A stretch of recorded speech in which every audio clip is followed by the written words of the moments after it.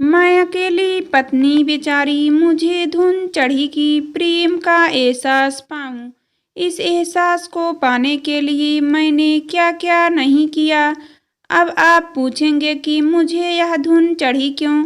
तो हुआ एक ही, मैं बाल धोकर सज संवर कर अपनी बालकनी में खड़ी थी तो युवक युवती मेरी बालकनी के नीचे खड़े बातें कर रहे थे। अब कोई इतनी जोर जोर से बातें करेगा तो मैं कान तो बंद नहीं कर सकती।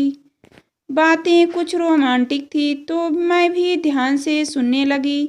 युवती कह रही थी कि भाई, यह प्यार का एहसास भी क्या एहसास है, सब कुछ भुला देता है।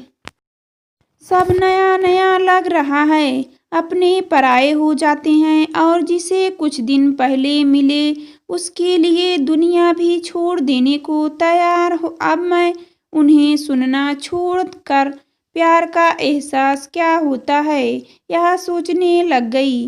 भाई, इतने साल हो गए, मुझे क्यों नहीं एहसास हुआ अभी तक। अब मैंने भी ठाना कि यह एहसास तो करके ही रहूंगी। अब मैं सज संवर कर शाम को पति के आने का इंतजार करने लगी। पति आए और मैं झट से पेड़ की लता की माफिक उनसे लिपट गई।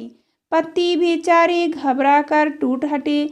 मैं बेचारी प्यार से एहसास में महरूम, उल्टे पति के पसीने से तरबतर शरीर से आती बाहुई से चकरा गई। मैंने झट से अच्छा सा अपना मनपसंद परफ्यूम नाखूनों में लगाया और सोचा कोई बात नहीं, किला तो फतह करके ही रहूंगी। मैंने अगले दिन रात के खाने में अच्छे अच्छे व्यंजन बनाए और फिर से पति का इंतजार करने लगी।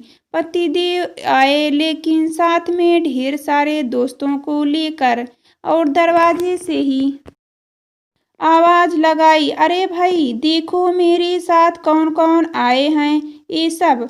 आज तुम्हारे हाथों का बना खाना खाकर जाएंगे। मैं अब अकेली पत्नी बेचारी लंबी सांस भरकर रह गई। खैर, खाना बनाया गया। सबने खाना खाकर खूब तारीफ की, डकार मारी और देर शाम तक खूब मस्ती की और फिर चले गए। मैं फिर प्यार के एहसास से कोसों दूर उल्टे किचन में चारों तरफ बिखरे जूठी बर्तन देख परेशान हो उठी। अगले दिन मैंने तय किया कि कुछ शॉपिंग की जाए। पति के साथ जाकर हो सकता है वही कुछ प्यार का एहसास हो जाए।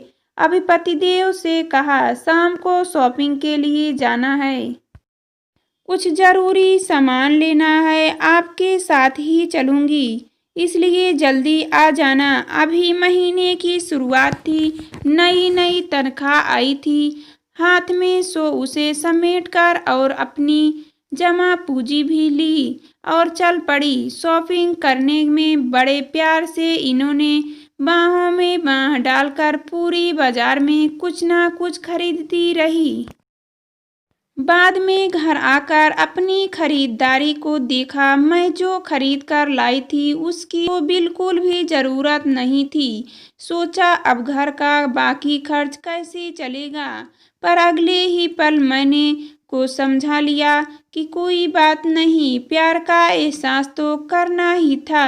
फिर कुछ दिन शांत होकर सोचा कि ऐसा क्या करूं कि मुझे भी प्यार का एहसास हो जाए। फिर एक आइडिया आया। पति के ऑफिस जाते ही एक बड़ा सा फूलों का गुलदस्ता पति के ऑफिस भेजा और एक प्यारा सा कार्ड भी। उस पर भी न जाने क्या क्या लिखा डाला। फिर यह सोचकर बेसब्री से पति का इंतजार करने लगी कि वो आकर जरूर अपनी खुशी का इजहार करेंगे और मुझे फिर प्रेम का एहसास हो ही जाएगा। मगर यह क्या, पति आए, ना कोई बात, ना कोई चेहरे पर कोई मुस्कान, उल्टे रोनी सूरत। मैंने पूछा क्या हुआ। बोले पता नहीं किसने आज ऑफिस में गुलदस्ता भेजा और साथ में एक कार्ड भी। कार्ड पर भी न जाने क्या क्या लिखा था। मेरे सपनों का राजा, मेरे जानू, वगैरह वगैरह दो चार बातें बॉस की बारे में भी लिखी थी कि कुडूस, तुम्हें ओवर टाइम करवाता है, फालतू के काम भी लेता है, इसलिए मेरे लिए तुम्हारे पास वक्त ही नहीं है। और भी न जाने क्या क्या। मेरी बॉस मेरी मेज पर गुलदस्ता देख उससे मैं कार्ड निकालकर सबके सामने चिल्ला चिल्ला कर पढ़ने लगे। शुक्र है उस पर भेजने वाले का नाम नहीं था, वरना आज मेरी नौकरी चली जाती। अब मैं रुआसी हो गई। यह देख पतिदेव बोले, भाई तुम क्यों उदास होती हो, मेरी नौकरी थोड़ी ही चली गई है, फिर वह गुलदस्ता तुमने थोड़े ही भेजा था। मैं संभल कर कुछ देर बाद धीरे से बोली, वह मैंने ही भेजा था, मैं अपना नाम लिखना भूल गई थी। इतना सुनना था कि वे चिल्लाने के लिए दफ्तर हुए, पर फिर शांत होकर पूछा तो मैंने सब उगल दिया। सुनकर जोर से हंसे और बोले, तो यह बात है। तभी मैं सोचूं कि तुम यह कैसा व्यवहार कर रही हो। मैंने तो सोच लिया था कि तुम्हें डॉक्टर के पास ले जाना पड़ेगा। वे और भी न जाने क्या क्या बोलते रहे और मैं प्यार का एहसास पाने के अगले नुस्खे के बारे में सोच रही थी। पाठकों, आपको भी यदि कोई उपाय सूझे तो मुझे ज़रूर लिखना।